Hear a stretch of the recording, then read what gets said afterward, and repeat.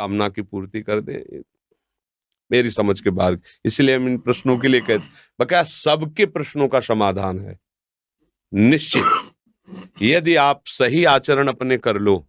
क्योंकि तुम्हारे दुख का कारण तुम्हारे बुरे आचरण है पुराने, और अभी तुम नए बुरे आचरण कर रहे हो, तो अब थोड़ा भी सुकृत करोगे तो बुरे आचरण फन काट करके खड़े हो जाएंगे तुम्हारे नाश के लिए, क्योंकि वो नष्ट नहीं होना चाहेंगे, तुम्हें दंड देंगे, तो तुम्हारे सुकृत से अश्रद्धा कर देंगे, संतों से अश्रद्धा कर देंगे, भजन में अरुचि पैदा कर देंगे, और वो फिर आक्रमण करेंगे।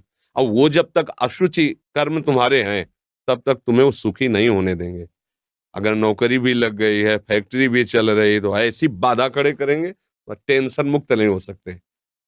तब लगी कुशल न जीव को सपने मन विश्राम, जब लगी भजत न राम को शोक धाम तज काम। पक्का सिद्धांत है। आप सब अपने आचरण सुधार लो, खान पान सुधार लो, और अगर थोड़ा भी रामकृष्ण हरि जपोगे तो तुम्हारा मंगल हो जाएगा। कौन ऐसा काम है जो भगवान की कृपा से ना हो जाए? पर हम भगवान की कृपा का आदर कहाँ करते हैं?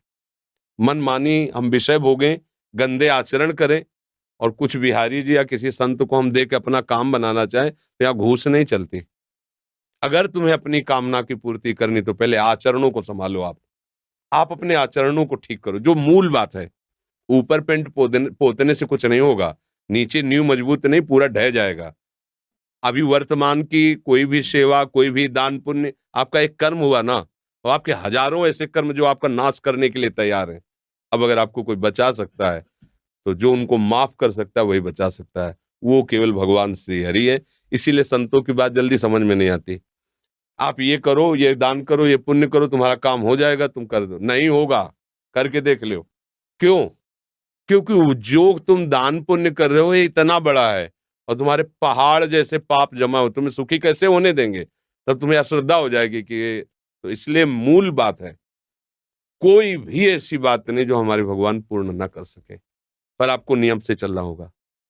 आप शराब पियो, मुर्गा बकरा खाओ, व्यभिचार करो पाए माई माई बहन से, चोरी करो, हिंसा करो, और आप सोचो उससे कुछ हम धन दान करके या कोई हमारी कोई कामना की पूर्ति करने में समर्थ नहीं भगवान के सिवा। तुम चाहे जितने पातकी हो, भगवान का आश्रय ले लो। जिनका चरण धुवन गंगा जी हैं, जिनके चरणों का चिंतन कर कर बड़े बड़े महात्मा हो गए, उन्हीं से तुम्हारा मंगल होगा। और कहीं मंगल हो जाए ऐसी हमारी भावना नहीं है, क्योंकि संत भगवान की ही यश का गान करते हैं। उन्हीं के नाम के प्रभाव से किसी में कुछ भी जो दिव्यता आती है वो उन्हीं से आती है। तो अगर आपको संतों के पास जाने का लाभ लेना है तो श्री हरि की शरण में हो जाओ, अंदर से बुरे आचरण बंद कर दो और नाम जप करो, जो चाहोगे प्राप्त हो जाएगा। पक्की बात है। अगर ये नहीं तो फिर बात है, नाम जप शुरू करोगे तो पहले नाम जप उनको मारेगा, उन कर्मों को जो तुमने पूर्व में किए और तुम्हें दुख देने के लिए तैयार है वर्तमान में, उनको नष्ट करेगा। इसीलिए समय लगता है। अब आदमी सोचता है कि यार इतने दिन से माला जप रहा हूं, कोई लाभ तो मिला नहीं। वो लाभ हो रहा है, तुम्हारे दुखों का नाश हो रहा है, अशुभों का नाश हो रहा है।